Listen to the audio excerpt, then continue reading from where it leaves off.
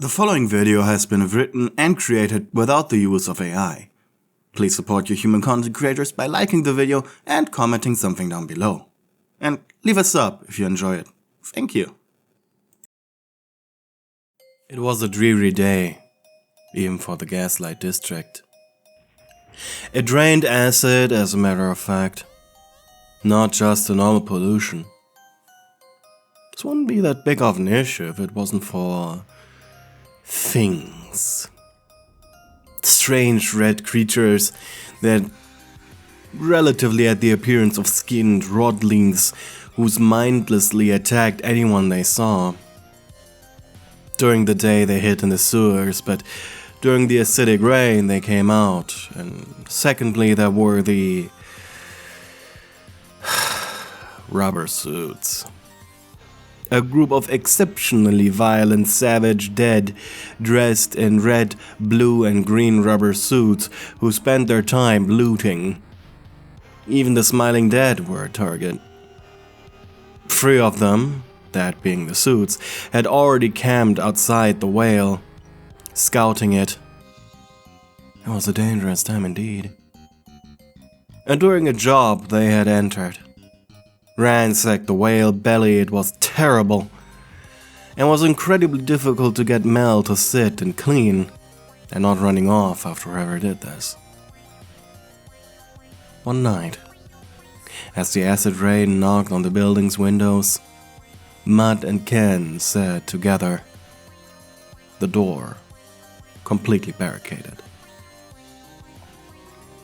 pondering. But Mud had a proposal. Hiring a security guard, at least for the duration of the acid rain. During what was considered the day, the rain stopped, but at around 7 PM it returned, pouring continuously until 7 in the morning. There's no one I trust enough to protect us, grunted Ken. I know one, snickered Mud. Not her, not again. You already talked about her. Angrily, Ken slammed a fist on the table. Come on, Ken. Can't hold a grudge forever. I mean, forever doesn't mean much anymore, but you get the point. The fact you're even considering her. So she left you at the altar, so what? Ken frowned. Did you even learn why? That doesn't matter. She wasn't there the one day that it mattered. A moment of silence followed, where the 2 men just stared at each other. But a sudden explosion from outside took them by surprise. Quickly they rushed towards the door. Outside were 2 rubber suits, playing chicken with stolen cars. It's like the 3rd time since yesterday they're doing this, grumbled Ken after the 2 were cemented. Fine. But you give her the call. When your phone went off, you were lying on the rooftop of a building, binoculars pressed against your eyes.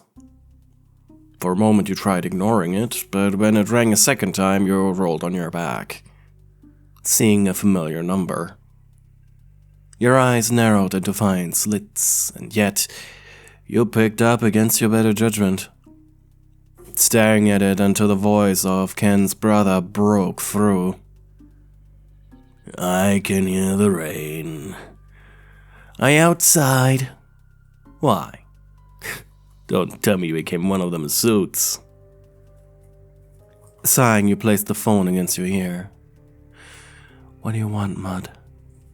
You said quickly. Straight to the point. Always loved that about your duds. You grunted at his comment. We got a little problem at the whale. The suits? The suits. You rolled back on your stomach, containing your accusation. What makes you think I'll help you? Be a good way to apologize for leaving. It took you a great amount of mental effort to not hang up and throw your phone away. I'm not apologizing until he does. Your eyes flared up. Not because of the conversation, but because the rich bastard you were tailing finally revealed himself. You grinned, adjusting the zoom on your binoculars. You mouthed the words, 3 left, 4 right, 9 left, 4 right again. And, well, shut up. 10 to the right. And the guy's safe finally opened.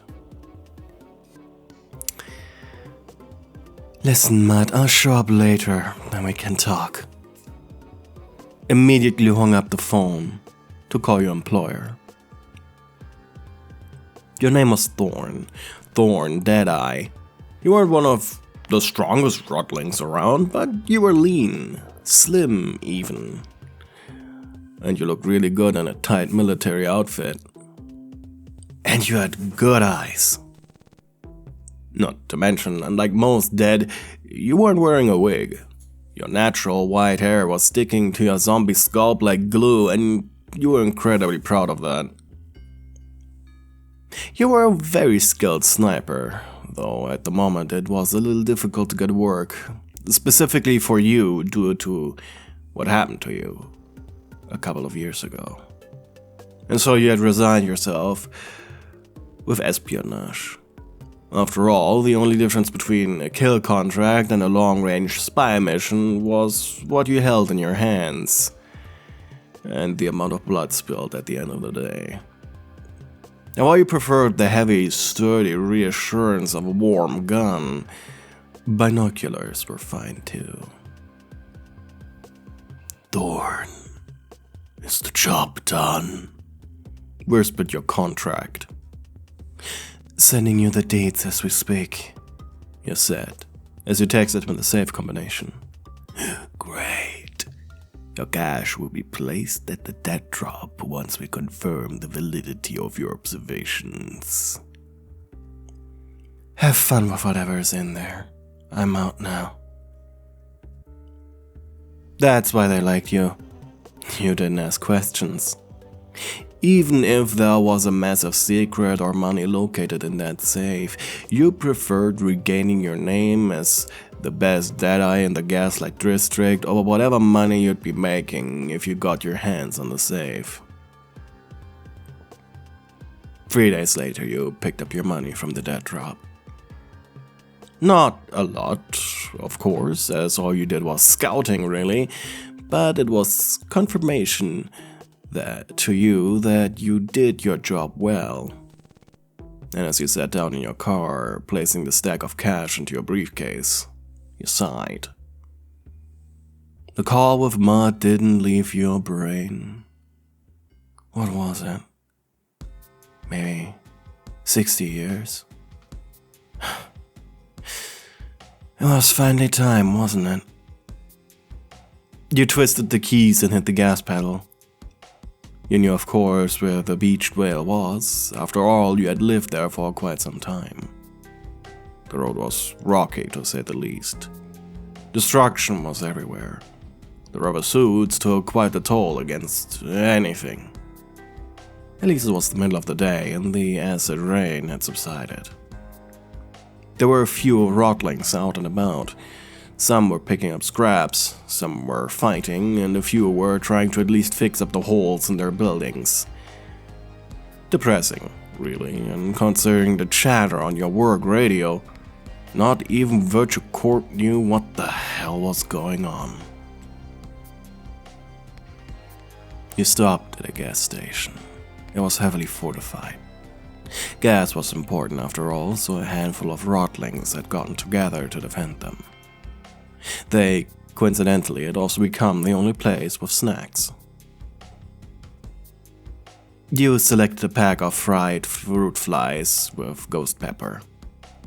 Sure, it weren't the litter bugs usually eaten by rodlings, but this brand was Ken's favorite. Just smelling these could be enough for Ken to at least be a little more tame. Your drive to the whale was uninteresting, just devastation and corpses. You drove past a group of rotlings who were concreting rubber suits that they captured. There was no point in concreting the sewer dwellers, as those stayed dead at least. Though this did horrifyingly mean that, even though they looked like rotlings, they definitely weren't. What an entertaining time indeed. As you drove past them, one shouted, "Beware the rain!" Finally, you stopped in the harbor, making sure your car was well hidden from sight and the rain. Grabbing the snack bag and the briefcase which contained your gun, you turned to face the whale. He probably already spotted you, so there was no point in being sneaky. Or cheeky, for that matter. You entered the whale, and to your surprise, it was empty aside from a singular table with 2 chairs. "At it," said Ken. He wasn't looking at you, as he was deep in thought. Before your alarm bells ring, this isn't a setup. You could no longer look at him yourself. Feelings you had buried for a long time began to bubble up. Sighing, you threw the bag towards the table. "I'm just here for the job, Ken. Nothing else." He knew that your gesture with the fruit fly snag was a dead giveaway that you were lying. Still, you marched forward, sitting down opposite to him. We're struggling with the suits. There aren't that many rain creatures in this area, so that's good at least. You nodded. We just need someone who gives the join on our watch at night. That's all we need. Contract, you muttered. Ken sighed, taking out a folded piece of paper. Simple work agreement to play night guard. You signed without question, but before you pushed the paper back, you took out a stamp. Finally, he looked at you and gasped. You didn't react immediately, just tucked the stamp over your name, pushing the paper back to him. Thorne? I know, they were a little too enthusiastic when they did it. Your smile caused your cheeks to flare up with pain. You had been given a Glasgow smile about 10 years ago when you joined a rather violent gang called the Smiling Village. They were a huge organization, though you weren't in a high position, just a simple contractor. There was zero chance for you to rank up, but in return you were officially considered merely part of them, with the benefits attached. So, is that why you left? You joined that cult? You exhaled through your mouth. No, before I let the queen cut the smile into my face, I did try talking to you.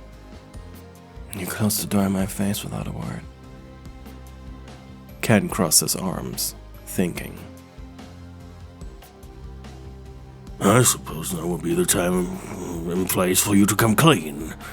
What happened? Counter question.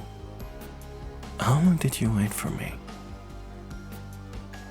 The butcher inhaled. Your smile was evil. Until I could no longer stand. Until I fell asleep and awoke the next day. I was the last one in the chapel to leave. That's so you. You blink, placing a hand on your chest, feeling a tear run out of your right eye. It was the night before our wedding, when they came. 4 of them. You looked down. They concreted me, Ken. The butcher exhaled with shock. What? Who? Russo's. You looked at your right hand, shaking your head, while Ken's lips quivered. The Russos were a small gang, a family of 7. Did small gigs, mostly hooligan crap like smashing stores to extort protection money for bigger players. In a way, they were like the Smiling Dead, just a little more Italian. And when Ken proposed to you, he proposed with a ring he had stolen from Ma, the matriarch of the Russos. You looked into his eyes. If you told me you stole it, I wouldn't have worn it outside. You smiled, causing the wounds on your face to split open and bleed. Your mouth was just barely held together with staples. I buried in the sea for 50 years. Continuously drowning over a stupid ring. Ken didn't know what to do. He felt bad, incredibly bad. All the anger he felt for you was instantly gone. He felt so empty. He dug his fingers into his split head to comfort himself. He had been so mad at you for leaving without saying anything on your special day that he never thought to think about the possible reasons that you could have vanished. How did you get out? The Smiling Village likes to pull people from the ocean. They call these activities blood drives. Pull people out, let them fight, and throw the losers back in the ocean. The winner stays, becomes part of the family. You moved your fingers across your cut smile. Thorne, I even tried talking to you again, remember? Thorne! You stopped talking, leaning back in your chair. Of course this changes a lot. Especially, 50 years and such, but I held a grudge. And now I'm confronted with the realization that deep down, this was my fault. How do you think I feel? Absentmindedly, he grabbed a bag of fruit flies, opened them without looking at you. He shoved his hand in there, taking a handful before munching down on them. Ken was trying to figure things out, but he couldn't put his finger on how he felt exactly. I was pulled out 10 years ago. They had just given me my new smile, so I hid it under a scarf when I came. Are you done? Of course not. He sighed. I have waited too long to get any pity from you. A silence followed that felt like an icy embrace.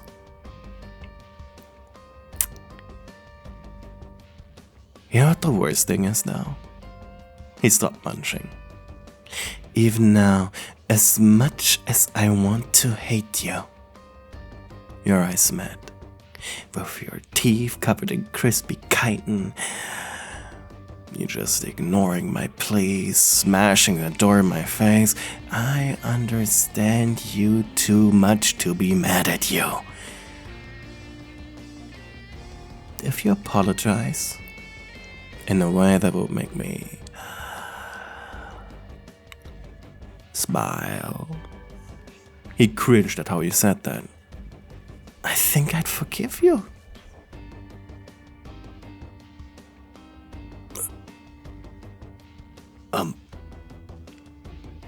Thorne.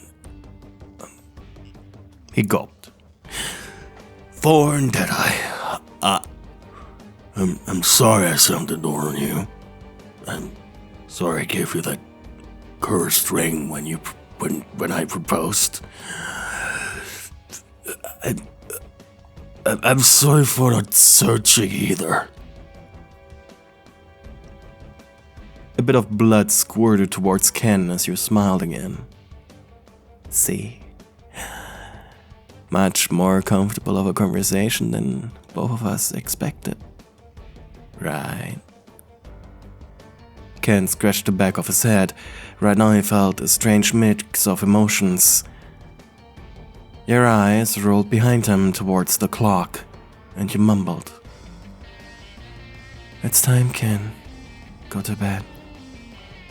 You stood up, placing the briefcase on the table. Opening it, you started assembling your weapon. My night watch starts now. Go to bed, or whatever you wanted to do while I keep watch. The rain will start any second. But I want to talk more. Your eyes flashed. Ken, I'm a professional. No relationship drama while I'm on the clock. The butcher nodded. Yeah, I forgot. Fine.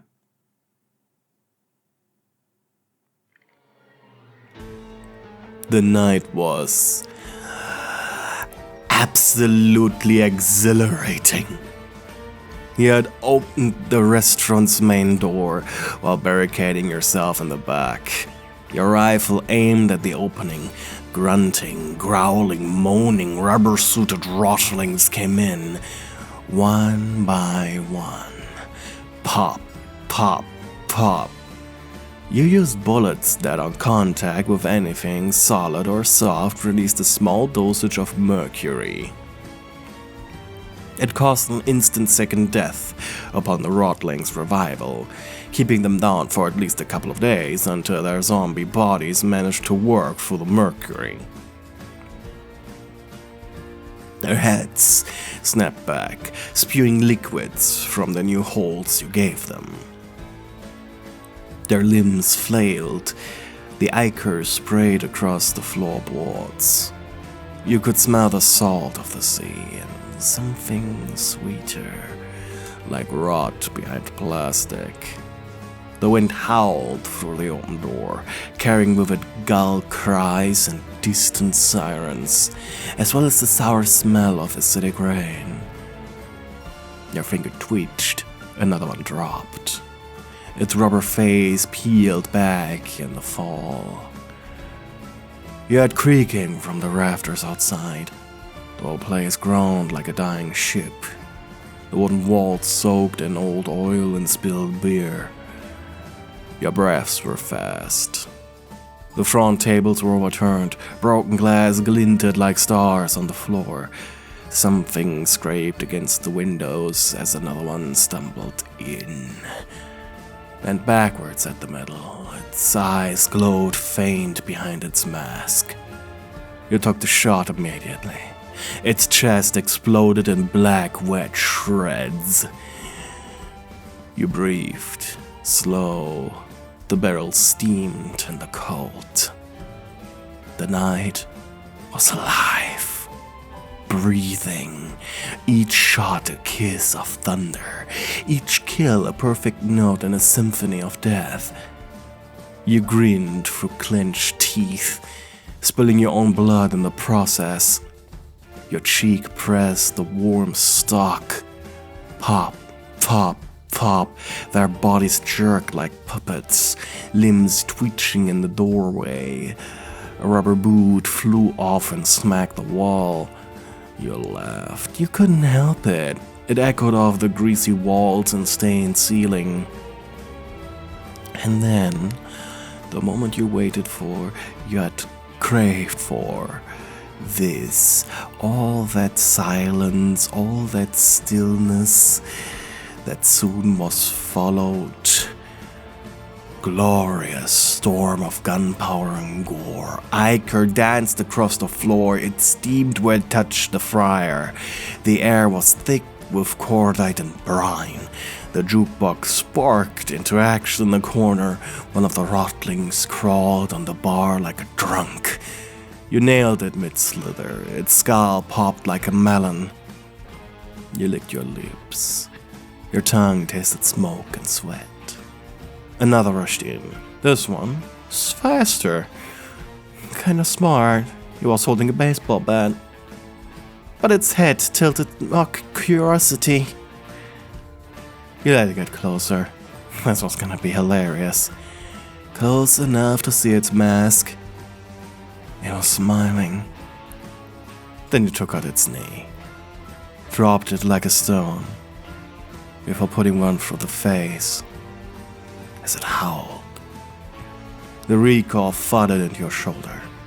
Oh God, it felt so good.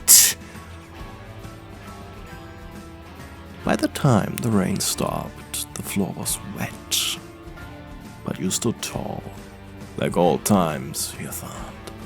As you began to clean up, dragging the rubber-suited rotlings to the pier and throwing them into the waves. Sure, the water would wash away the mercury almost immediately, but they still needed to get back on land. You just wanted them gone, really. By the time Ken walked down the stairs, you were throwing the last few bodies into the surging waters below the Gaslight District. He came towards you with spread arms, happy. He laughed. I didn't sleep a single second tonight. Before you could react, he was behind you, picking you up and throwing you around in his arms. I miss you so much, Thorne. You allowed it, of course. After all, you were off the clock now. Anything you did now was just a favor. The restaurant looks so much better than the last time they came. And considering the massacre, I doubt they'll be back tonight. Ken helped you dispose of the leftover corpses before you followed him into the whale. Maud was there and a girl, a redhead. For a moment you thought she was maybe a little too young for Ken. But then, you remember Maud? Ken started speaking. He tapped his hat for you. The two were cleaning the floor. And Thorne, this is, Melancholy, my daughter. Hi, she said before you could react. Okay, so that's why she was too young for him. You raised an eyebrow, bumping Ken's hip with your elbow. Oh, you didn't tell me you found someone else, you... No. Adopted daughter. You blinked and then sighed, holding out your hand. Mel... was it? She grabbed yours with both of hers. Melancholy, actually, she giggled. I watched you caused chaos all night. It was hilarious. I wish Ken would have let me join you, or at least record it. The butcher glared at Melancholy. So, Wednesday, Thorne? Asked Mudd, as Mel finally let go of your hand. You scratched your head and thought as you looked at Ken. I will... Ken decides that. You looked up, placing a finger on his mouth. Not that kind of deciding. I mean... something more physical. Ken's eyes widened with shock, and as you removed your hand from his mouth, Ken quickly said, He blushed. You two deal with the shop today. You and Ken were up the stairs so quickly Melancholy and Mudd couldn't even interject. What was crawling up their spines just now? Asked Mel, confused. Mudd, though, just laughed. The dame Ken is with right now is one of the most dangerous trigger fingers this side of the Gaslight District. Oh, and they almost got married. What?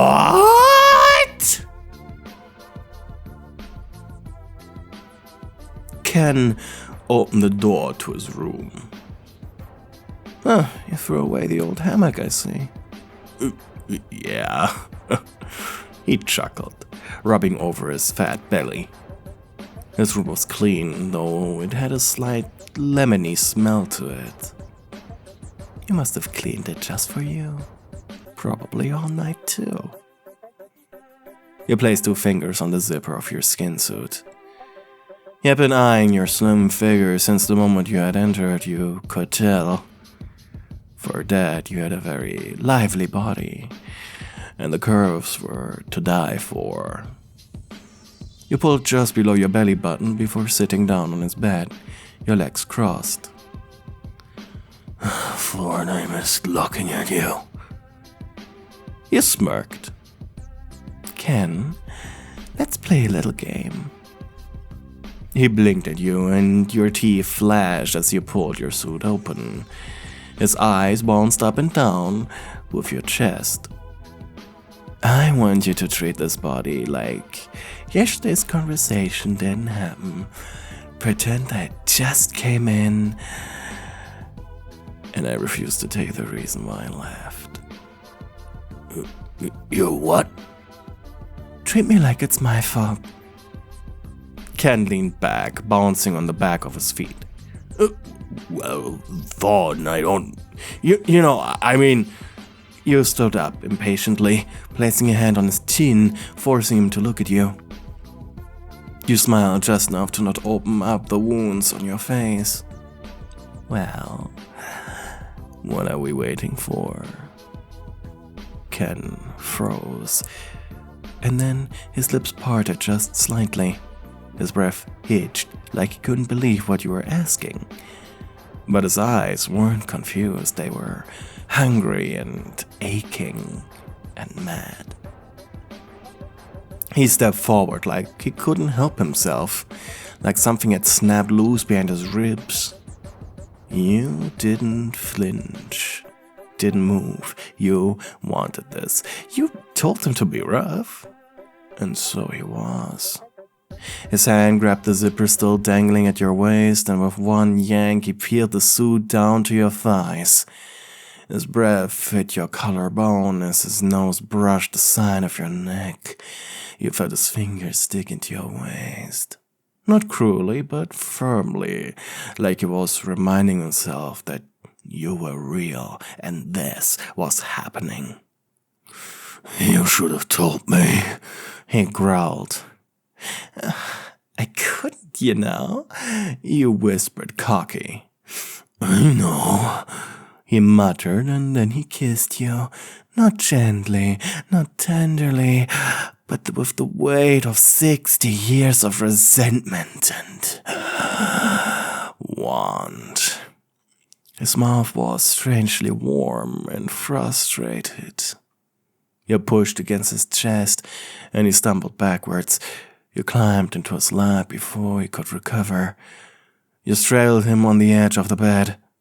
Your thighs hugged his hips, and your hands cupped his face. I said be rough, you purred, reminding him. Well, Thorne, I'm trying not to break you, he grunted, and you laughed. Ken, I survived cement shoes. That's when he growled again and pulled you into another kiss, this time with his hand buried in your hair. You felt his fingers tangle and twist. Not to hurt, just to hold, just to pull you deeper. His mouth pressed harder against yours, all teeth and heat. It was messy and desperate. It tasted like lemon soap and rage. Your knees dug into the mattress as you pressed down on him. He made a noise like a growl caught in his throat, then his hand slid from your hair to your back. One palm splayed between your shoulder blades, the other deep lower, gripping the curve of your hip with a shudder. You pulled back, panting.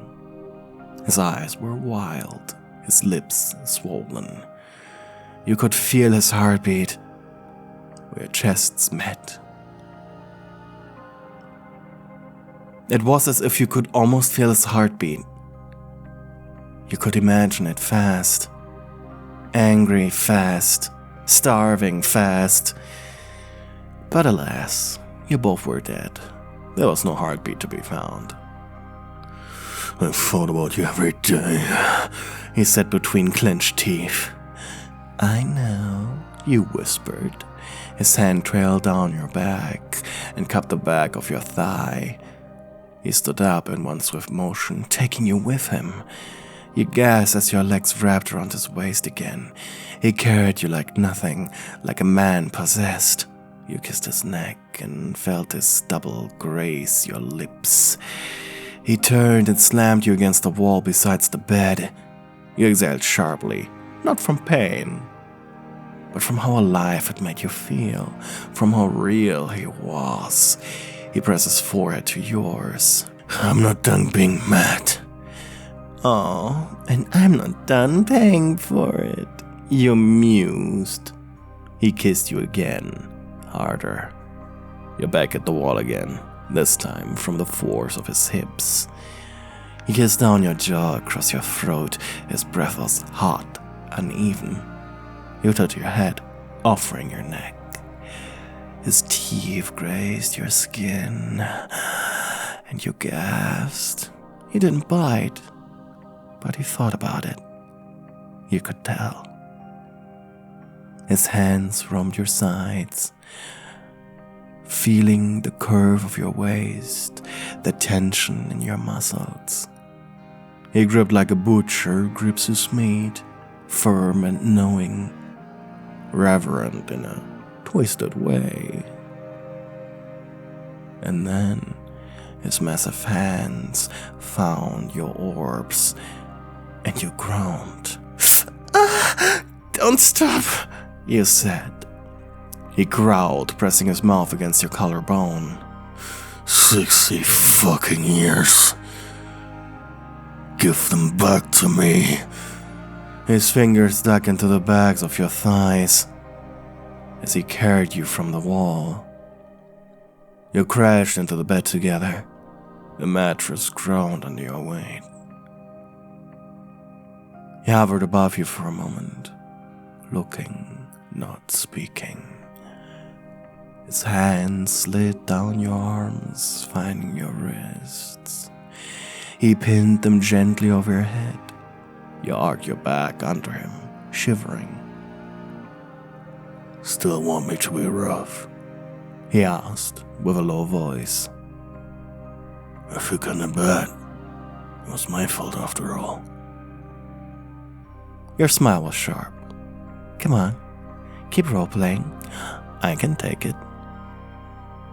He kissed you again, slower now, but deeper, with intention, with pressure, with everything he had said for 6 decades. You moaned into his mouth, your legs pulling him closer. There was nothing soft about him, but there was something familiar, something buried. You clawed it back together with every kiss, every squeeze, every breathless whisper. Ken's breath hitched as he looked down at you, your hair messy across his pillow, your chest rising and falling, your eyes shining like they had 60 years ago. He didn't speak at first. His hands roamed around your body slowly now, not with hunger, but with awe, like he was relearning a language his body hadn't spoken in a long time. You reached up, cupping his cheek, thumb tracing the scars that curved beneath his eyes. Well, I'm here now, you know, you whispered.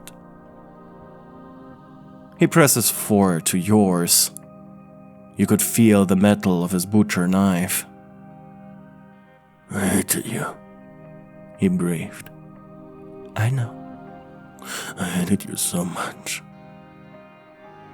I thought I'd rot from it. You leaned up and kissed him, your tongue entering his mouth, gently licking over his teeth, before exploring. It wasn't like before, not like fire or vengeance, but like home. He kissed you back, soft, like he believed that you were real, like he finally believed that you had come back into his life, or unlife. He wrapped you in his arms, spooning you with warmth that made the lemon scent fade into something sweeter, more carnal. You nestled against his chest, your skin against his, breathing together in sync. The city outside was cruel, but in here it was quiet. In here, you were his again, and he was yours again. As bruised, as broken, as butchered as the both of you may were,